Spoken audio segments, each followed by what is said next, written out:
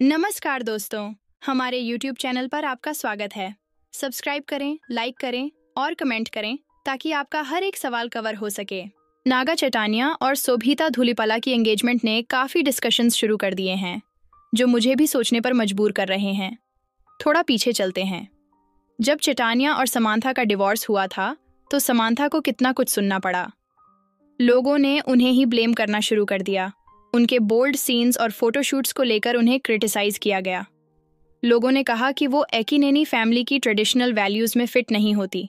उनकी इंडिपेंडेंट और feminist nature को गलत नज़र से देखा गया, जैसे कि वो कोई बुरी बात हो। और अब चैतन्या ने शोभिता से एंगेजमेंट की है, जो खुद भी बोल्ड सीन्स कर चुकी हैं और अपनी स्ट्रॉन्ग इंडिपेंडेंट पर्सनैलिटी के लिए जानी जाती हैं। ये बात मुझे इस हिपोक्रेसी पर सोचने पर मजबूर करती है। अगर समांथा का इंडिपेंडेंस और बोल्ड चॉइसेस प्रॉब्लम थी, तो फिर वही स्टैंडर्ड्स शोभिता पर क्यों अप्लाई नहीं हो रहे? ये सिचुएशन एक बड़े डबल स्टैंडर्ड को हाईलाइट करती है। क्या फैंस अब शोभिता को उनकी बोल्ड रोल्स और इंडिपेंडेंट नेचर के लिए अटैक करेंगे, या फिर वो इन सब को नज़रअंदाज करके उन्हें ओपन आर्म्स से वेलकम करेंगे? जो लोग पहले समांथा को ब्लेम कर रहे थे, उन्हें अपनी गलती समझकर माफ़ी मांगनी चाहिए। असली बात तो ये है कि किसी को भी चैतन्या और समांथा के डिवोर्स के पीछे की असली वजह नहीं पता। किसी को बिना समझे ब्लेम करना कितना आसान होता है, लेकिन ये ना तो फेयर है और ना ही जस्ट। इस सिचुएशन से हमें ये सीखना चाहिए कि बिना पूरी कहानी समझे किसी पर इल्ज़ाम लगाना गलत है। हैदराबाद, 8 अगस्त 2024। एक ऐसा दिन जो शायद नागा चैतन्या और शोभिता धूलिपाला के लिए हमेशा यादगार बन गया। एक प्राइवेट और इंटीमेट सेरेमनी में चैतन्या ने शोभिता को अपने घर पर हैदराबाद में रिंग पहनाई। उनकी एंगेजमेंट ने तुरंत ही सोशल मीडिया पर डिस्कशंस का सिलसिला शुरू कर दिया और लोगों को उनकी पास्ट रिलेशनशिप याद आने लगी, स्पेशली विद समांथा रूथ प्रभु। कहानी शुरू होती है 2017 से, जब नागा चैतन्या और समांथा एक ड्रीमी शादी में बंधन में बंधे थे। उनकी जोड़ी को लोग चे सैम कहते थे और उनकी केमिस्ट्री को फैंस अडोर करते थे। पर अफसोस, सब कुछ हमेशा के लिए नहीं रहता। अक्टूबर 2021 में दोनों ने अलग होने का फैसला लिया, अपने रास्तों को जुदा करते हुए। सुनने में आया कि चैतन्या का alleged affair actress Divyanka Kaushik के साथ उनकी शादी के दौरान उनके सेपरेशन के पीछे के कारणों में से एक था। समांथा ने खुद इस एंगेजमेंट पर कोई डायरेक्ट रिएक्शन नहीं दी, पर 8 अगस्त के दिन उन्होंने अपनी इंस्टाग्राम स्टोरी पर हार्ट ब्रोकन लिखा। बहुत से लोगों ने इसे चैतन्या की एंगेजमेंट से जोड़ा और उनके फैंस ने मिक्स्ड रिएक्शंस दिए। कुछ सपोर्टिव थे और कुछ क्रिटिकल। लेकिन समांथा ने अपने काम पर फोकस करते हुए अब तक इस टॉपिक पर कोई ऑफिशियल स्टेटमेंट नहीं दी। चैतन्या और शोभिता की लव स्टोरी की शुरुआत हुई 2022 में, जब उनका रिलेशनशिप पब्लिक हुआ, और 8 अगस्त 2024 का दिन चुना गया अपनी स्पिरिचुअल सिग्निफिकेंस के लिए, क्योंकि यह लायंस गेट पोर्टल का दिन था, एक पावरफुल कॉस्मिक इवेंट। लेकिन इंटरेस्टिंग बात यह थी कि फैंस ने इस डेट का रेलेवेंस भी नोट किया, क्योंकि बिल्कुल इसी दिन समांथा ने चैतन्या को 2017 में प्रपोज किया था। तो एक तरफ फैंस चैतन्या के नए रिलेशनशिप को एक्सेप्ट करने की कोशिश कर रहे हैं, और दूसरी तरफ समांथा के लॉयलिस्ट्स अभी भी उनके ब्रेकअप को लेकर डिवाइडेड हैं। पर एक बात तो तय है, यह कहानी फिल्मी है, प्यार, हार्ट ब्रेक और नए बिगिनिंग्स से भरी हुई। क्या होगा चैतन्या और शोभिता के नए सफर का? ये तो सिर्फ वक्त ही बता सकता है। With everything that has happened in my personal life in 2021, I really have no expectations. All my carefully laid plans have crumbled, so I have no expectations. I am open to whatever the future has in store for me. I just know that I will give it my very best. Nice. Naga Chaitanya और Samantha Ruth प्रभु की love story एक समय पर Telugu film industry की सबसे adored जोड़ियों में से एक थी। पर जब उनका 2021 में डिवोर्स हुआ, तो इस कहानी में बहुत सारी कंट्रोवर्सीज और पब्लिक स्क्रूटनी भी शामिल हो गई। समांथा के करियर चॉइसेस को उनके रिलेशनशिप में टेंशन का एक बड़ा रीजन बताया गया। शादी के बाद जब समांथा ने कुछ बोल्ड रोल्स एक्सेप्ट किए, जैसे पुष्पा में एक कंट्रोवर्शियल आइटम सॉन्ग और द फैमिली मैन, टू कॉर्न में एक सिग्निफिकेंट रोल, तब इन रोल्स ने पब्लिक में काफ़ी अटेंशन और स्क्रूटनी अट्रैक्ट की। रिपोर्ट्स कहते हैं कि चैतान्या अपने इंटरव्यूज में ये हिंट करते नजर आए कि उन्हें ऐसे रोल्स से डिस्कम्फर्ट होता है जो फैमिली को एम्बैरस कर सकते हैं।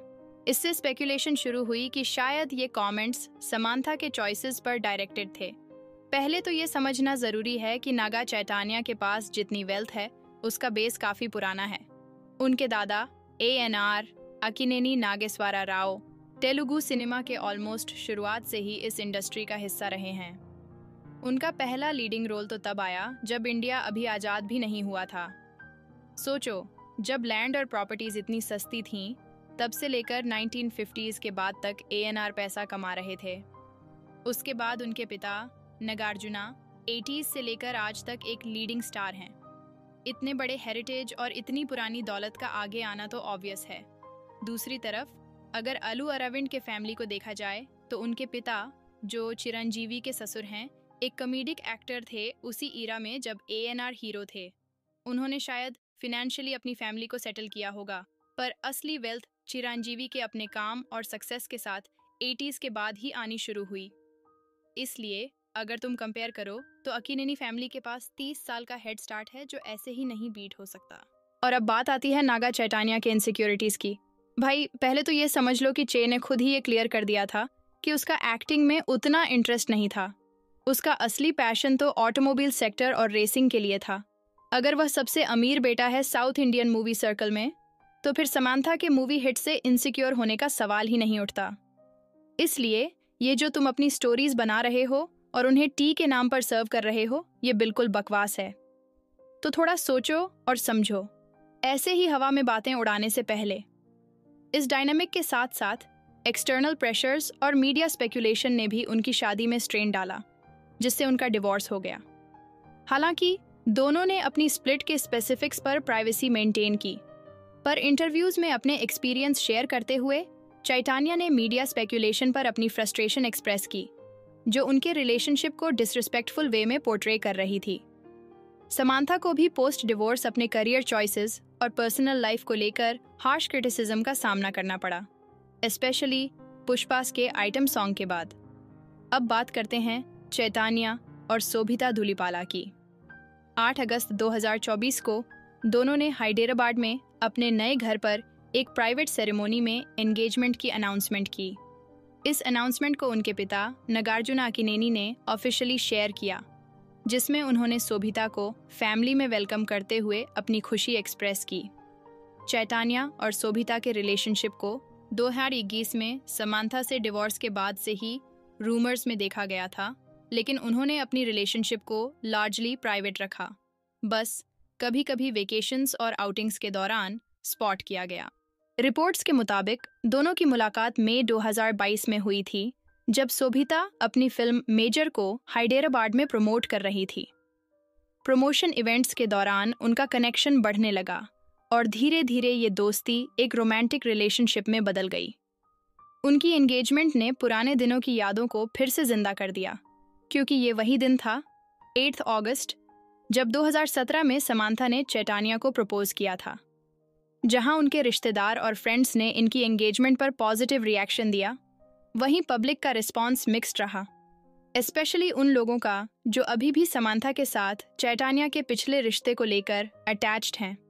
कुछ फैंस ने तो चैतान्या से उनके और समांथा के पुराने फोटोज डिलीट करने तक की बात कह दी, जो उनके इमोशनल कॉम्प्लेक्सिटीज को रिफ्लेक्ट करता है, जो उनके नए और पुराने रिश्तों के ट्रांजिशन से जुड़ी हुई है। नया सफ़र अब शुरू हो चुका है और देखना होगा कि ये कहानी क्या नए रंग लाती है। पर एक बात तो पक्की है, लोग इस कहानी को अब भी इतनी ही शिद्दत से फॉलो कर रहे हैं जितनी शिद्दत से इसकी शुरुआत हुई थी। जब हम चैतान्या और शोभिता की एंगेजमेंट का सेलिब्रेशन करते हैं, तो हमें एम्पैथी और रिस्पेक्ट का इम्पोर्टेंस भी याद रखना चाहिए। हर शादी और हर इंसान अपने आप में यूनिक होते हैं और हमें अपने नैरो व्यूज इम्पोज करने के बजाय उनकी यूनिकनेस को ऑनर करना चाहिए। ऐसे ही हम एक ज़्यादा समझदार और कंपैशनेट समाज की तरफ बढ़ सकते हैं। तो चलिए नई शुरुआत को सेलिब्रेट करते हैं और उम्मीद करते हैं कि हम सब थोड़े ज़्यादा काइंड और अंडरस्टैंडिंग बन सकें।